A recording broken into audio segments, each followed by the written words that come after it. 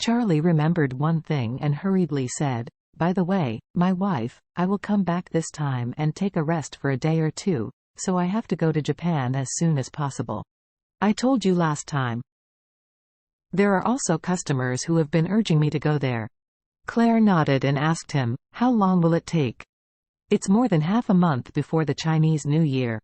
Many units are preparing for holidays. If you want to take a rest, wait for the next year. Go back to work again." Charlie said with a smile, "I have promised people, how can we temporarily release the pigeons at this time? But you can rest assured, it should be done in a few days. In fact, Japan is not far away, and we fly directly from Orus Hill. It's not more than 2 hours." "Okay." Claire nodded gently and said, "Then you must take care of yourself when you arrive in Japan. If you are unfamiliar over there, don't conflict with others, so as not to be bullied by the locals."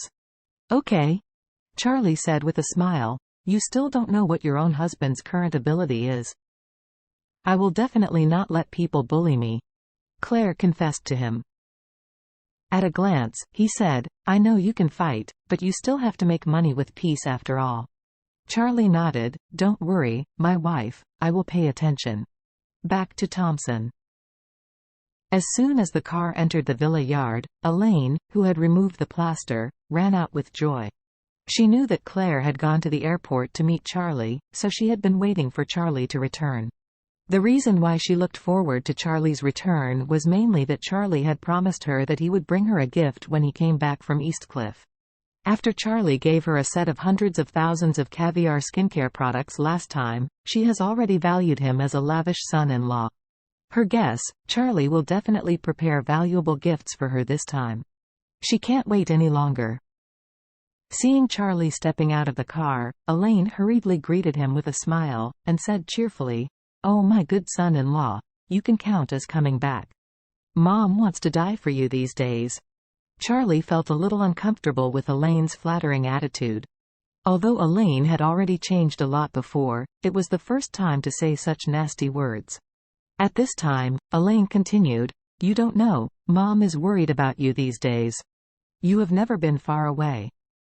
Mom is afraid that you will not be able to adapt to the outside, eating and sleeping well.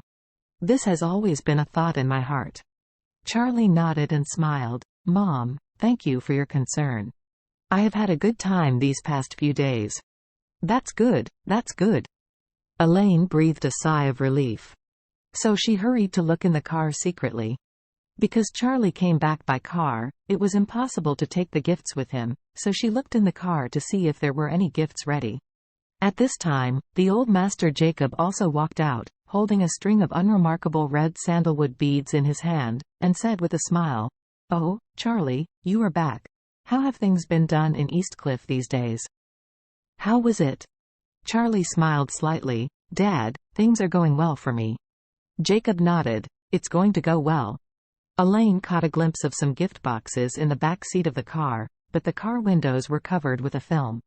"Can't see what it is," so she hurriedly asked, "Oh my son-in-law, what are you putting in the back of this car? Is it a gift for us?" Charlie nodded and smiled. "This time in Eastcliff, I have prepared some gifts for you and Dad." "Oh!" Elaine immediately beamed, and said excitedly, "You really deserve to be my good son-in-law. You think about me all the time. Come out and show Mom. What gifts have you bought for Mom?"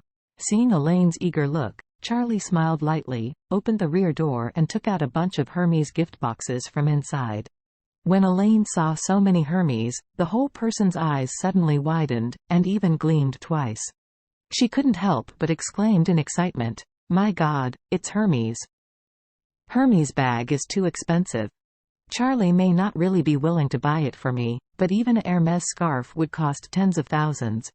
So she came to the front with excitement, covering her mouth excitedly and said, "Oh, oh! It's Hermes! My son-in-law, you are so willing. What did you buy from Hermes for your mother?" Charlie picked out a few gift boxes of different sizes, and handed them to Elaine. "Mom, this big one is a Hermes bag. It matches your temperament. Do you like it?" When Elaine heard that it was a bag, she jumped up in excitement. "Oh! It's really a bag. My good son-in-law. You are so willing to pay for Mom. Elaine has always wanted a better bag, but for so many years, her best bag, that is, an ordinary LV, looks like 15,001. In her eyes, Hermes bags, which can only be carried at the level of ladies, can't even be touched by ordinary and second-class people. She dreams of carrying a Hermes on her back, but she just dares think about it. Even if she had some money in her hands before, she would have to spend more than 100,000 to 200,000 to buy a Hermes. She would still be reluctant to bear it. Unexpectedly, today Charlie actually gave her a Hermes bag. This really gave her a huge surprise. She hurriedly unpacked the Hermes package and took out the more than 100,000 handbags from the inside. He smiled and said, "Mom, this bag is so beautiful. Do you like it?"